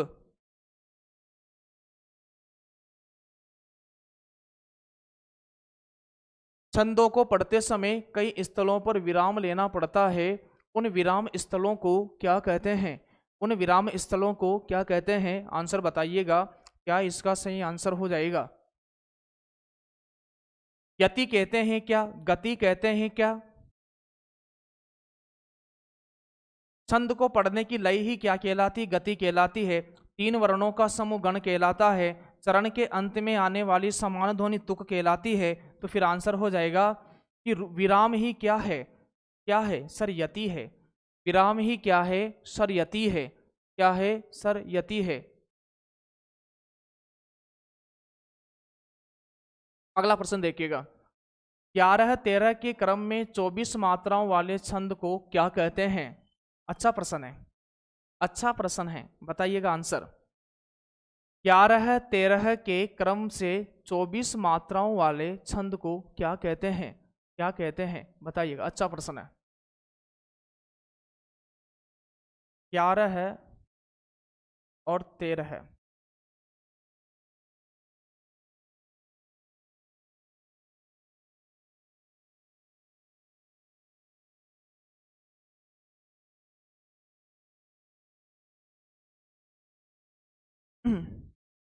बताइएगा 87 का सही आंसर क्या होगा?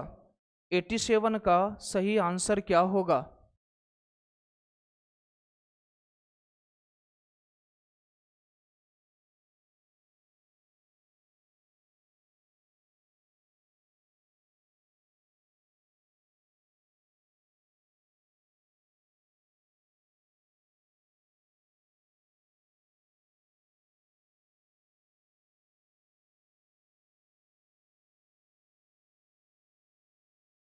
तो इसका सही आंसर हो जाएगा रोला। क्या हो जाएगा? इसका सही आंसर हो जाएगा रोला। अगले प्रश्न की बात करते हैं, किस छंद के प्रत्येक चरण में 24 मात्राएं और 11 और 13 मात्राओं पर यति होती है? 88वें प्रश्न का उत्तर बताइएगा। किस छंद के प्रत्येक चरण में 24 मात्राएं और 11 और 13 मात्राओं पर यति होती है? बताइएगा।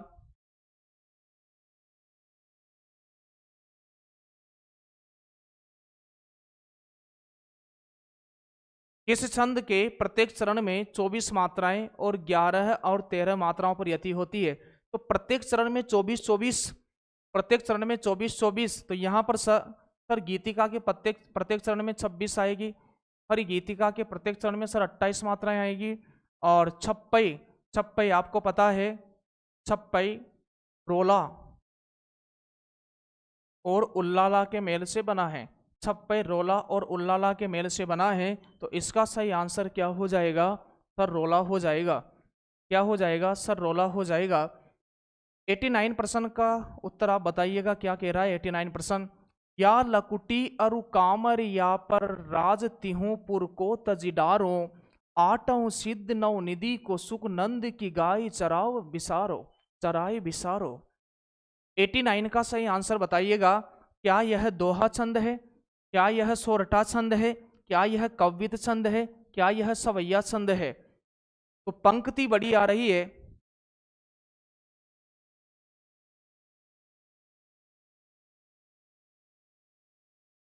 आपको देखो रोला, रोला और आपको सोरठा में समस्या आएगी बच्चों, उसको मैं लास्ट में लूंगा, ठीक है? उसको मैं लास्ट में लूंगा, मैं आपको अंतर बताऊंगा। रोला और सोरठा में आपको समस्या आएगी, क्योंकि आपको पता है कि रोला में भी प्रत्येक पंक्ति में 24-24 हो जाते हैं, है ना? और यहाँ भी 11-13 पर अपन को यति देखने को मिलती है। सोरठा में भी 11-13 को यदि अपन मिला दें तो यहाँ भी 24 है, यहाँ भी 24 है। तो आप अंत में मैं उसको प्रश्न को दोनों को लेंगे अपन, एक तरफ रोला एक तरफ सोरठा। अभी आप इनका आंसर दीजिएगा। अभी आप इनका आंसर दीजिएगा।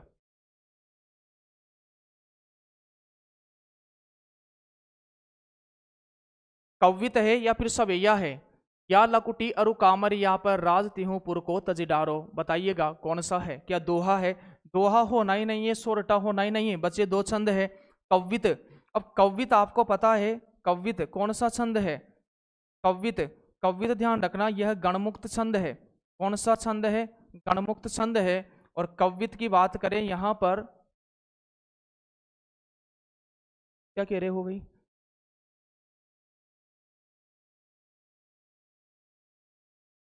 कवित की बात करें तो आपको पता है कितने प्रकार का होता है? 2 प्रकार का होता है। एक मनहरण कवित होता है और एक घनाक्षरी कवित होता है। एक घनाक्षरी कवित होता है। घनाक्षरी फिर दो प्रकार का होता है, एक तो होता है रूप घनाक्षरी, एक होता है रूप घनाक्षरी, एक होता है देव घनाक्षरी। रूप घनाक्षरी, देव घनाक्षरी। और आपको पता होगा कि मनहरण में कितने वर्ण होते हैं? 31 वर्ण होते हैं, वार्णिक छंद है। घनाक्षरी की बात करें तो रूप घनाक्षरी में ध्यान रखिएगा 32 होते हैं, देव घनाक्षरी में 33 होते हैं। सवैया छंद की बात करें तो इसमें 22 से 26 तक वर्ण होते हैं, 22 से 26। अच्छा मुझे बता दीजिएगा सवैया में कौन सा है? सवैया तो 11 प्रकार का होता है। सवैया 11 प्रकार हैं बच्चों सवैया छंद के। सवैया छंद 11 प्रकार का होता है। 11 प्रकार में बताओ कौन सा है? सवैया छंद 11 प्रकार का होता है। मदिरा, मालती, चकोर, किरीट, अरसात, सुंदरी, अरविंद, लवंगलता, स्वसुखी, कुंदलता। 11 प्रकार का होता है सवैया छंद। अब आप मुझे बता दीजिएगा, सवैया तो है ही सही, चलिएगा आप मुझे बताइए, मैं शॉर्टकट में बताता हूं। 7 भगण के बाद, 7 भगण के बाद 2 गुरु आते हैं, तो ध्यान रखना है आपको। मालती या मतगयंद वो उदाहरण है ना, देह की सुदामा की दीनी दशा करुणा करके करुणा निधि रोए, वो भी इसी का उदाहरण है। किसका उदाहरण है? सवैया छंद का ही उदाहरण है।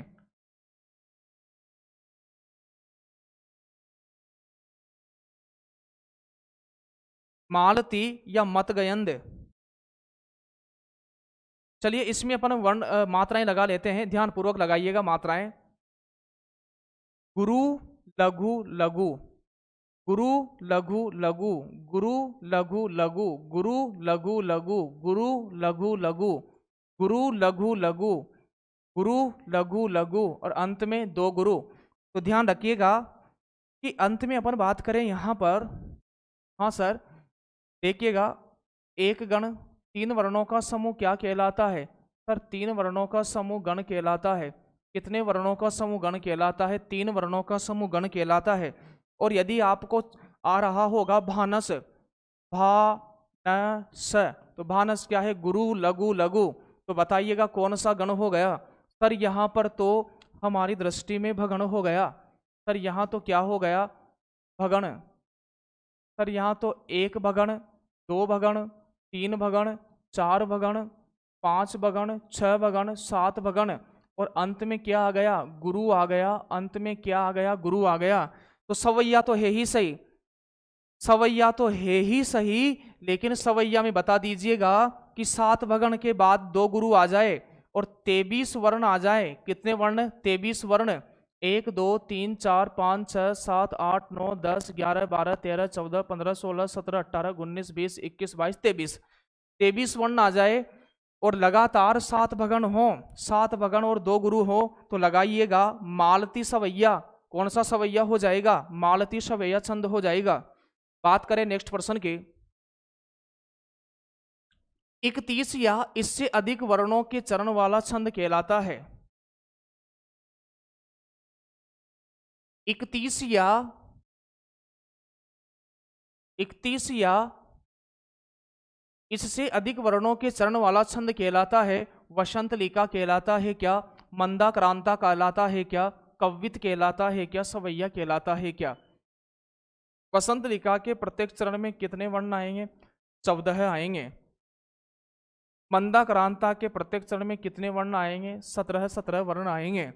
कवित अपन ने अभी देखा है, सवैया अपन ने देखा है, तो बताइएगा 31 या इससे अधिक वर्णों के चरण वाला छंद क्या कहलाता है?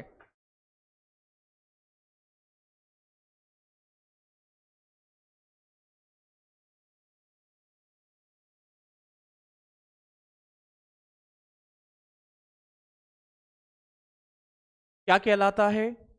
कवित कहलाता है। क्या कहलाता है? कवित कहलाता है। मनहरण कवित है, घनाक्षरी है। इसमें 31, 32 और 33 तक वर्ण होते हैं। यहाँ मात्राएं नहीं लगाना है, वर्णों को गिनने से ही पता चल जाता है, वर्णों को गिनने से ही पता चल जाता है। बात करते हैं हरिगीति का छंद में कुल कितनी मात्राएं होती है? हरिगीति का छंद में कुल कितनी मात्राएं होती है? बताइएगा। हरिगीति का छंद में तू बैरागी कह रहे हैं, सर आप बहुत अच्छा पढ़ा रहे हो, थैंक यू, धन्यवाद। हरिगीतिका छंद में कुल कितनी मात्राएं होती है? 24 होती है क्या, 32 होती है क्या, 28 होती है या 36 होती है? बताइएगा। हरिगीतिका छंद में कुल कितनी मात्राएं होती है? हरिगीतिका छंद में कुल कितनी मात्राएं होती है? तो हरिगीतिका छंद में आप विशेष ध्यान रखना बच्चों की 16 12 पर यति होती है, 16 12 पर यति होती है। और यदि गीतिका की बात करते, यदि गीतिका की बात करते तो आप याद रखना 14 और 12 पर क्या होती है? यति होती है। तो 14 12 यहाँ पर बात करें हरिगीतिका में कुल कितनी मात्राएं हो गई? सर 26 मात्राओं वाला कहलाता है हरिगीतिका। और फिर यहाँ पर 28 मात्राएं, कितनी मात्राएं हो गए? सर 28 मात्राएं वाला छंद कहलाता है हरिगीतिका। कितनी मात्राएं वाला? सर 28 मात्राओं वाला कहलाता है हरिगीतिका। हाँ,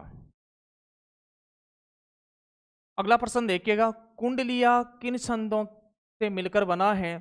रोला उल्लाला से, सोरठा रोला से, दोहा उल्लाला से, दोहा रोला से। बताइएगा। कुंडलिया में दोहा रोला पर गया, किस पर गया? दोहा रोला पर गया। कुंडलिया में दोहा रोला पर गया। कुंडलिया छंद आपको पता है जिस शब्द से प्रारंभ होता है उसी से अंत होता है। जिस शब्द से प्रारंभ, जिस शब्द से प्रारंभ उसी से अंत है, उसी से क्या होता है? अंत होता है। इसमें अंत होता है। कुंडलिया ध्यान रखिएगा विषम मात्रिक छंद है। कौन सा छंद है? विषम मात्रिक छंद है, विषम मात्रिक छंद है कुंडलिया। और ध्यान रखना कि जैसे दोहा का ये चरण और ये चरण, ये चरण और ये चरण, तो ये चरण तो किसके होते हैं? सर दोहा के होते हैं, सर दोहा के होते हैं। ठीक है, लेकिन एक चीज मैं क्या बता रहा हूं आपको, दोहा छंद का अंतिम चरण ये किसका हो गया? ये दोहा का हो गया। दोहा और रोला, दोहा छंद का अंतिम चरण रोला छंद में ज्यों का त्यों रखा जाता है। दोहा छंद का अंतिम चरण रोला छंद में ज्यों का त्यों रखा जाता है। तो कुंडलिया किन छंदों के मेल से बना है? दोहा रोला पर गया, दोहा रोला पर गया। रामदूत अतुलित बलधामा, इसमें कितनी मात्राएं हैं? लगा लीजिएगा मात्राएं।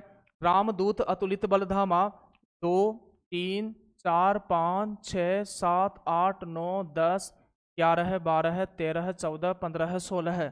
सर 16 मात्राएं हैं। क्या चौपाई छंद लिख दें क्या? हाँ सर लिख दीजिए। ये हो गया चौपाई छंद। कौन सा हो गया है? चौपाई छंद हो गया है।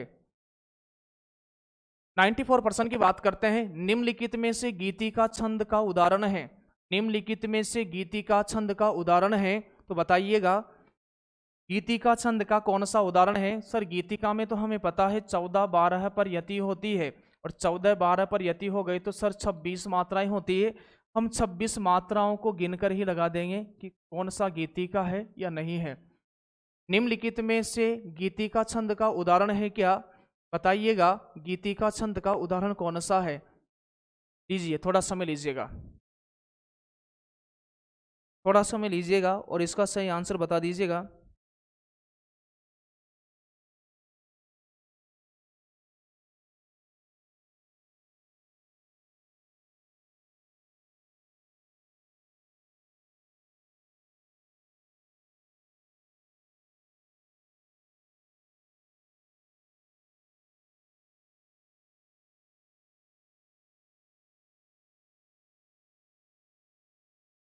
यहां पर अपन देखें 2 3 4 5, हे प्रभु आनंद, 2 3 4 5 6 7 8 9 10 11 12 13 14। यति हो गई कितनी मात्रा पर? 14। 2 3 4 5 6 7 8 9 10 11 12। तो यहाँ से यहाँ तक तो कितनी हो गई? 12 है। यहाँ से यहाँ तक कितनी हो गई? 14। तो इसका सही आंसर हो जाएगा सी। क्या सही आंसर हो जाएगा? सी इसका सही आंसर हो जाएगा। लक्षणों के आधार पर कौन सा छंद दोहा का विपरीत माना जाता है? लक्षणों के आधार पर कौन सा छंद दोहा का उल्टा माना जाता है? तो दोहा का उल्टा क्या हो गया? सर दोहा का उल्टा सोरठा हो गया। क्या हो गया? दोहा का उल्टा सोरठा हो गया सर, दोहा का उल्टा सोरठा हो गया। बताइएगा घनाक्षरी छंद है, मात्रिक है या फिर वार्णिक है? मात्रिक है या फिर बताइएगा क्या वार्णिक है या फिर अक्षरिक है या इनमें से कोई नहीं? 96 का सही आंसर दीजिएगा। 96 का सही आंसर क्या होगा? 96 का सही आंसर क्या होगा?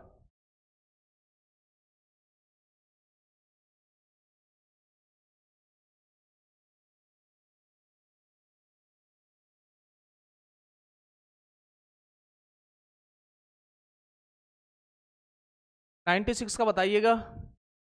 बी बी बी बी घनाक्षरी वार्णिक छंद है। और बताइएगा वार्णिक भी कौन सा है? बताइएगा वार्णिक भी कौन सा है? गणबद्ध है कि गणमुक्त है? सर वार्णिक तो है, लेकिन सर गणमुक्त है। गण बनाने की आवश्यकता ही नहीं है, इतने ज्यादा वर्ण है कि पंक्ति को देखते ही पता चल जाता है कि यहां पर घनाक्षरी होगा। खुशबू प्रजापति 30 से 33, नहीं नहीं 30 से 33 नहीं है, 32 और 33 है घनाक्षरी में। रूप घनाक्षरी, देव घनाक्षरी 32 और 33 है घनाक्षरी में। छप्पई में होते हैं, छप्पई में होते हैं, बताओ क्या क्या होते हैं छप्पई में? आपको खूब पता होगा क्या क्या होते हैं। प्रथम 4 चरण रोला के और अंतिम 2 चरण उल्लाला के। तो किसको रोऊं? छप्पई को रोऊं।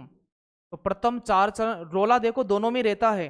विषम मात्रिक 2 छंद है, एक तो छप्पई एक कुंडलिया है। छप्पई में प्रथम 4 चरण रोला के होते हैं, कुंडलिया में अंतिम 4 चरण रोला के होते हैं। तो रोला दोनों ही जगह होता है। प्रथम 2 चरण रोला के और अंतिम 4 चरण उल्लाला के, ये बात गलत हो,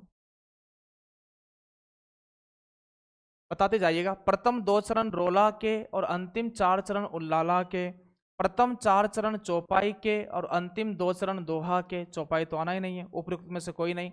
अब बताओ एक होगा या 2 आंसर होगा?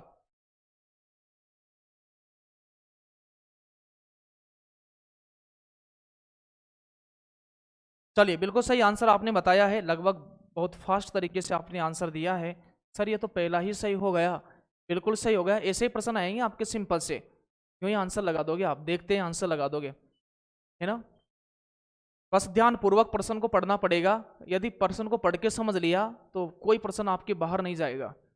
इनमें से किस छंद में प्रथम व अंतिम शब्द समान होता है? इनमें से किस शब्द में प्रथम व अंतिम शब्द समान होता है? छप्पई, कुंडलिनी, इंद्रवज्रा, उपजाति। तो ये कुंडलिया है भाई।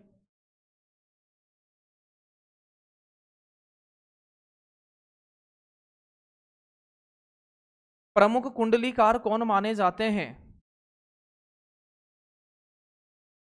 गिरिधर दास। और गोपाल चंद्र गिरिधर दास आ जाता ना तो फिर नहुस उनका नाटक हो जाता, भारतेंदु हरिश्चंद्र के पिताजी। तो इनमें से किस छंद में प्रथम व अंतिम शब्द समान होता है? कुंडलिया छंद में। किसमें होता है? कुंडलिया छंद में होता है। अगले प्रश्न पर आइएगा। केवल मात्रिक छंद किस विकल्प में है छाटिए?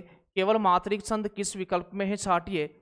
दोहा, द्रुत विलंबित क्या हो गया? वार्णिक हो गया। क्या हो गया? वार्णिक हो गया। और ये भी क्या हो गया? वार्णिक हो गया। ये नहीं होगा।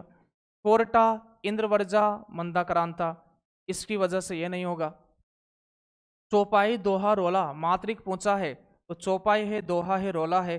मंदाक्रांता तो वार्णिक हो गया ना? हाँ सर ये तो वार्णिक हो गया। ठीक है, तो इसका सही आंसर क्या हो जाएगा? 3। 99 का सी सही आंसर हो जाएगा। तो वे प्रश्न की बात करें तो देखिएगा। कहती हुई यूं उत्तरा के नेत्र जल से भर गए। कहती हुई यूं उत्तरा के नेत्र जल से भर गए, हिम के कणों से पूर्ण मानो हो गए पंकज ने। यदि अलंकार पूछा जाता तो आप मानो देख करके उत्प्रेक्षा ही लगाते, लेकिन यहाँ पर छंद आपसे पूछा है। कहती हुई यूं उत्तरा के नेत्र जल से भर गए, हिम के कणों से पूर्ण मानो हो गए पंकज ने। यहाँ पर ये चरण समाप्त हो गया। तो सबसे पहले अपन आपको क्या करना है? आपको सीधा आना है यहाँ पर विकल्प पर, और विकल्प देखिएगा, रोला भी मात्रिक है, सोरठा भी मात्रिक है, हरिगीतिका भी मात्रिक है, बरवे भी मात्रिक है। नहीं तो आप सीधे ही आप मात्राएं लगा रहे हो, न वर्ण गिन रहे हो, इतना टाइम नहीं है आपके पास। आपको सीधा छंद में विकल्प पर आना है। छंद को पढ़ा, विकल्प देखिएगा, अलंकार को पढ़ा, विकल्प देखिएगा, ठीक है। तो यहां पर देखिएगा क्या सही आंसर हो जाएगा 100वें प्रश्न का। सर मात्राएं लगा दीजिएगा, 1 2 3 4 5 6 7 8 9 10 11 12 13 14 कहती हुई यो उत्तरा के 14 है। इसके बाद अपन बात करें यहाँ पर 14 के बाद 15 16 17 18 19 20 21 22 23 24 24 25 26 27 28। बच्चों 28 मात्राएं आ गई है, बताइएगा 28 मात्रा में अपन बात करें 16 12 पर यति भी है, 16 और 12 पर क्या है, यति भी है। तो 100वें प्रश्न का सही आंसर क्या हो जाएगा, 100वें प्रश्न का सही आंसर क्या हो जाएगा। यहां पर 16 12 पर क्या है, यति है, 16 12 पर यति है। बहुत सारे विद्यार्थी देख रहे हैं, आपको लाइक कर दीजिएगा आनंद आ रहा हो तो। और यदि अभी तो आप पढ़िएगा, फिर क्लास समाप्त होने के बाद अपने दोस्तों के पास शेयर कर दीजिएगा। अभी तो ध्यान पूर्वक पढ़िएगा आप, ठीक है ना। अभी तो आपको केवल लाइक करना है। कहती हुई यो उत्तरा के नेत्र जल से भर गए, हिम के कणों से पूर्ण मानो हो गए पंकज नए, हरि गीतिका इसका सही आंसर हो गया। हे देवो यह नियम सृष्टि में सदा अटल है, रह सकता वही सुरक्षित जिसमें बल है, निर्बल का है नहीं जगत में कहीं ठिकाना, रक्षा साधन उसे प्राप्त हो चाहे नाना। इसमें आपको छंद बताना है, क्या बताना है, छंद बताना है। सीधा आ जाइएगा विकल्प पर, गीतिका, हरिगीतिका, चौपाई, माइंड में लेकर के आना है कि चौपाई में 16 मात्राएं, गीतिका में 26 मात्राएं, हरिगीतिका में 28 मात्राएं। अब फिर लगाइएगा मात्राएं, अब फिर लगाइएगा मात्राएं, अब लगाइएगा मात्राएं, सीधी सीधी क्या मात्राएं होगी। तो यहां पर देखिएगा 2 2 4 2 6 7 8 9 10 11 12 13 14 15 16 17 18 19 20 21 22 23 24 23 24। हे देवो यह नियम सृष्टि में सदा अटल है, अटल है। तो 2 2 4 5 6 7 8 9 10 11 12 13 14 15 16 17 18 19 20 22 23 24 24 मात्राएं आ रही इसमें तो गड़बड़ है फिर। 101वां।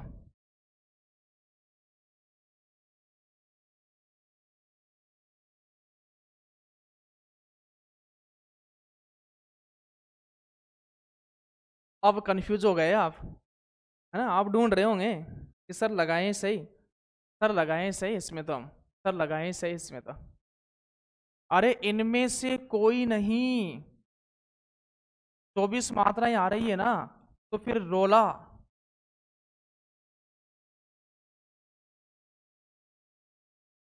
फिर भी आंसर दे रहे बहुत सारे।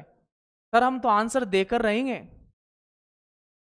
सर चाहे विकल्प में नहीं हो हम तो आंसर देकर रहेंगे, ऐसे कैसे छोड़ सकते हैं। हम तो आंसर देकर रहेंगे सर, चाहे कुछ भी हो जाए, है ना। चाहे वो इनमें से कोई नहीं लिख दे तब भी हम तो इसको क्यों लगाएंगे।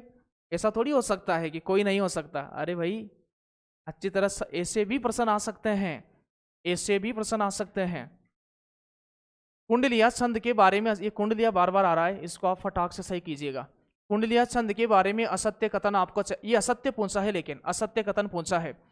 6 चरणों का छंद होता है, दोहा रोला से निर्मित होता है। हाँ बिल्कुल सही बात है भाई। प्रथम 2 चरण दोहे के तथा अंतिम 4 चरण रोला के, ये बात भी सही है। जिस शब्द से शुरुआत होती है उसी शब्द के साथ समापन भी होता है, यह बात भी सही है। यह सब मात्रिक छंद है। अरे भाई हमारे बच्चे इतने बेवकूफ थोड़ी है, हमारे बच्चे इतने बेवकूफ थोड़ी हैं कि कुंडलिया को सब मात्रिक लगाएंगे। वो तो क्या कहेंगे, वो कहेंगे सर ये तो विषम मात्रिक है। कौन से हैं सर, ये तो विषम मात्रिक है।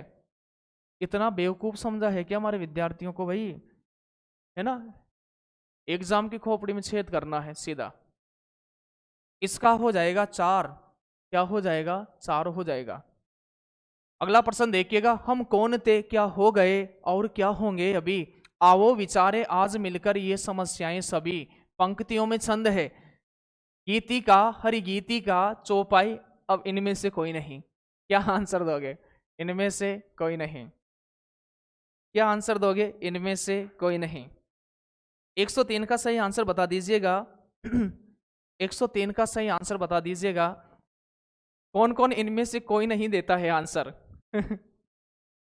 इनमें से तो देखिएगा, 1 2 3 4 5 6 7 8 9 10 11 12 13 14 15 16 15 16 है। तो यहाँ तो हो गया 16।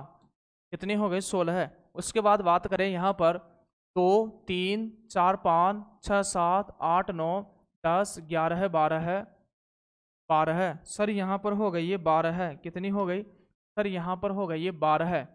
तो 16 और 12 मात्राएं बराबर हो गई 28 मात्राएं। कितनी मात्राएं हो गई? 28 मात्राएं हो गई। बताओ इनमें से कोई नहीं किसने दिया? देखो पूजा रघुवंशी जी बता रही है कोई नहीं, बहुत सारे मुझे पता है। अरे 28 मात्राएं आ ही गई, 28 मात्राएं आ ही गई, तो फिर बताइएगा ना, हरिगीतिका है। क्या होगा? हरिगीतिका होगा। आगे बात करते हैं। हम खेले कूदे हर्ष युते, जिनकी प्यारी गोद में, हे मातृभूमि तुझको निरख, मग्न क्यों न हो मौद में। बताइएगा, इसमें बताइए, उल्लाला है, दोहा है, परवय है, सोरठा है। परवय है, सोरठा है। तो बताइए मात्रिक है, चारों ही विकल्पों में मात्राएं लगा लीजिएगा। 1 2 3 4 5 6 7 8 9 10 11 12 13 14 15 है। सर यहाँ तो हमने 15 मात्राएं लगा ली है। सर यहाँ तो हो गई 15 मात्राएं। कितनी मात्राएं हो गई? 15 मात्राएं हो गई। आगे लगा लीजिएगा। सर आगे बात करें, 1 2 3 4 5 6 7 8 9 10 11 12 13 है। सर 15 13। सर मात्राएं पता चल गया सर, छंद 15 है और 13 है। तो 15 13 सर 28 मात्राएं हो गई। कितनी हो गई? 28 मात्राएं हो गई। लेकिन सर 15 13 पर यति हो रही है ना सर। 28 मात्राएं तो हरिगीतिका में भी होती है सर, लेकिन वहां पर तो 16 12 में यति होती है, और यहाँ तो 15 13 में हो रही है। तो हम तो उल्लाला ही लगाएंगे। क्या लगाएंगे? उल्लाला ही लगाएंगे। अगला प्रश्न देखिएगा। सुनी केवट के बैन, प्रेम लपेटे अटपटे, विहसे करुणायन, चित चिते जान की लखन तन। करुणा नायन, तो यहां पर इसको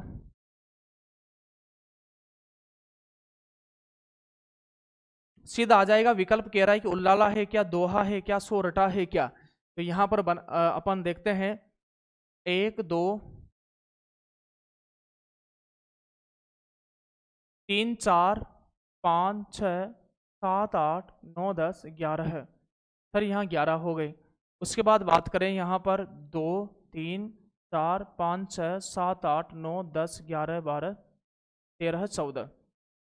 तो यहाँ पर आपको पता है मिस्टेक हो रही क्या? 2 3 4 5 6 7 8 9 10 11 12 13 सही है, बिल्कुल सही है। तो यहाँ पर तो क्या आई थी? 11 आई थी। 1 2 3 4 5 6 7 8 9 10 11। यहाँ तो कितनी हो गई सर? यहाँ तो हो गई 11 है। यहाँ हो गई 13। बताओ 11 13 बताइएगा। 11 है 13 है। अब यहाँ तो रोला तो है ही नहीं है, तो बताओ क्या लगाओगे? फिर क्या लगाओगे बच्चों? फिर क्या लगाओगे? 105 का सही आंसर हो जाएगा सोरठा। क्या हो जाएगा? सोरठा हो जाएगा। क्या हो जाएगा? सोरठा हो जाएगा। दिवस का अवसान समीपता, गगनता कुछ लोहित हो चला, तरुषिका परती राजते, कमलिनी कुल वल्लभ की प्रभा। कमलिनी कुल वल्लभ की प्रभा। तो दिवस का अवसान समीपता, सीधा आ जाइएगा विकल्प में। विकल्प कह रहा है मंदाक्रांता, द्रुत विलंबित, कव्वित और सवैया। अब दिमाग में आ गया, ये चारों ही विकल्प वार्णिक छंद के हैं। ये चारों ही विकल्प किसके हैं? ये चारों ही विकल्प वार्णिक छंद के हैं। तो मात्रा क्यों लगाओगे भाई? अभी मात्रा ही नहीं लगाना है, अभी तो वर्ण गिनोगे। क्या गिनोगे? अभी तो वर्ण गिनोगे, और वर्ण गिन लीजिएगा। 1 2 3 4 5 6 7 8 9 10 11 12 है। सर 12 वर्ण हो गए। सर 12 वर्ण हो गए। कितने वर्ण हो गए सर? 12 वर्ण। लेकिन सर हम तो कंफ्यूज हो गए। अरे कंफ्यूज होने का मतलब ही नहीं है। कंफ्यूज होने का मतलब ही नहीं है। यदि इसमें वंशस्थ आता तब जाकर समस्या होती, क्योंकि वंशस्थ में भी 12 वर्ण होते हैं और द्रुत विलंबित में भी 12 वर्ण होते हैं, लेकिन है ही नहीं उसमें। हाँ बिल्कुल, अयोध्या सिंह उपाध्याय प्रिय प्रवास का है। पहला ही छंद है प्रिय प्रवास का। दिवस का अवसान समीपता, गगनता कुछ लोहित हो चला, तरुशिका प्रति राजती, कमलिनी कुल वल्लभ की प्रभा। तो आपको ध्यान रखना है, आपको ध्यान रखना है कि 12 वर्ण वंशस्थ में आता है, द्रुत विलंबित में आता है। हाँ, यदि वंशस्थ और द्रुत विलंबित आता तो समस्या होती, आपकी कोई समस्या नहीं है। और होती तो आप यूं कर देते, सर वंशस्थ तो जतो तु वंशस्थम मुद्रितम जरो, जतो तु वंशस्थम मुद्रितम जरो, द्रुत विलंबित माह नभो भरो, है ना। तो वंशस्थ क्या होता है? वंशस्थ जत जर होता है, जत जर होता है। और द्रुत विलंबित क्या होता है? द्रुत विलंबित क्या होता है सर? द्रुत विलंबित नभ भर होता है। क्या होता है? नभ भर होता है। तो आप देखिएगा, नगण, ये हो गया नगण। उसके बाद गुरु लघु लघु, 3 वर्णों का समूह ये होता है। उसके बाद देखिएगा यह, और यहाँ पर गुरु लघु गुरु। तो यहाँ पर देखिएगा द्रुत विलंबित नभ नभ भर, तो नगण, ये रहा नगण। तो इसका सही आंसर क्या हो जाएगा? द्रुत विलंबित। क्या हो जाएगा? दुहम के मोबाइल नंबर, बिल्कुल याद है दुहम के मोबाइल नंबर।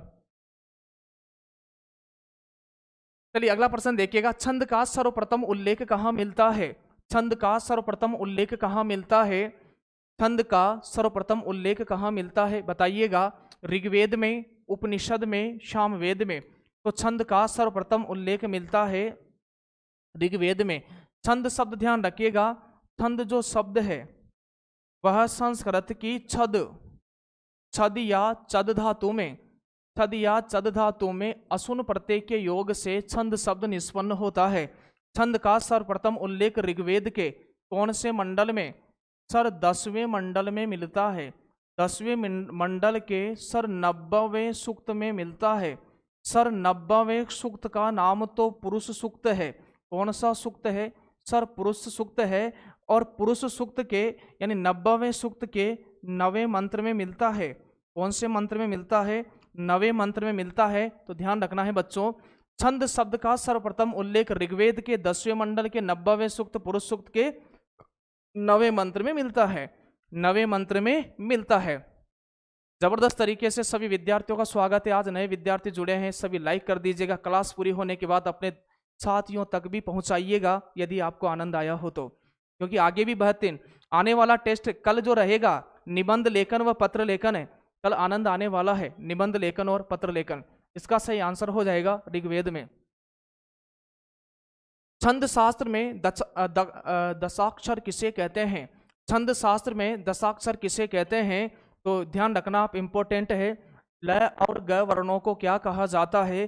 छंद शास्त्र में दशाक्षर कहा जाता है। क्या कहा जाता है? दशाक्षर कहा जाता है छंद शास्त्र में।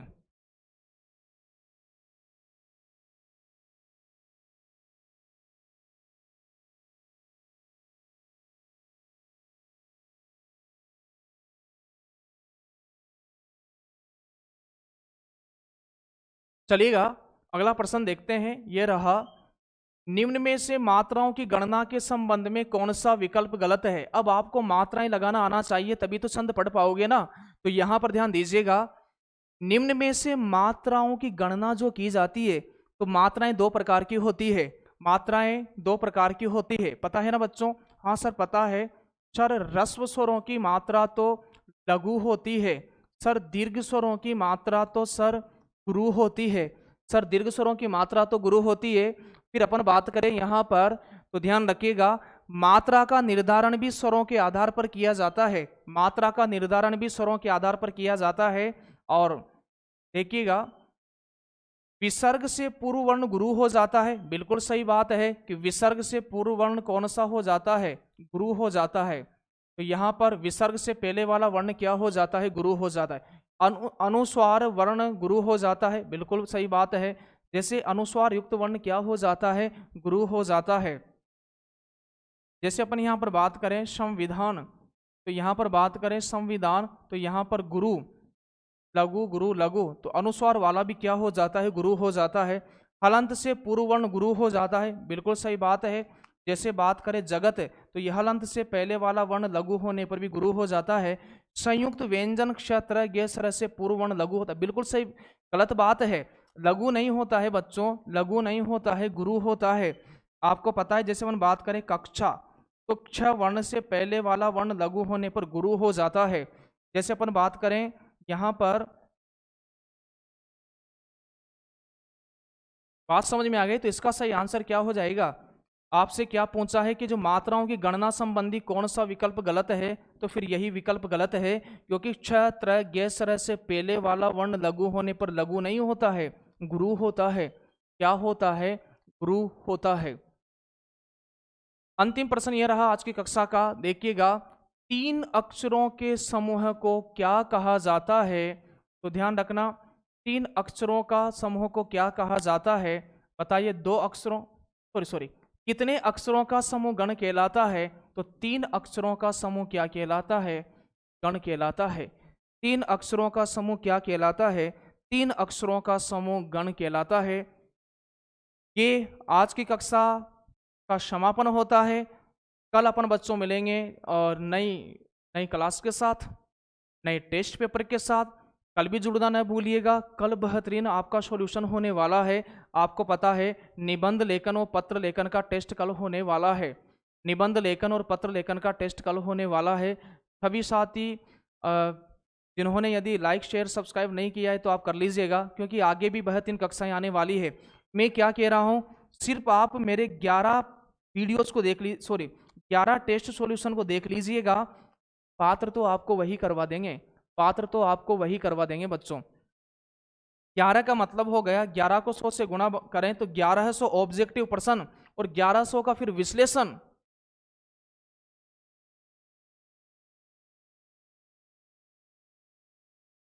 ठीक है बच्चों, मिलते हैं कल नए वीडियो के साथ। तब तक आप सभी का बहुत बहुत धन्यवाद। शुभ रात्रि, नमस्कार।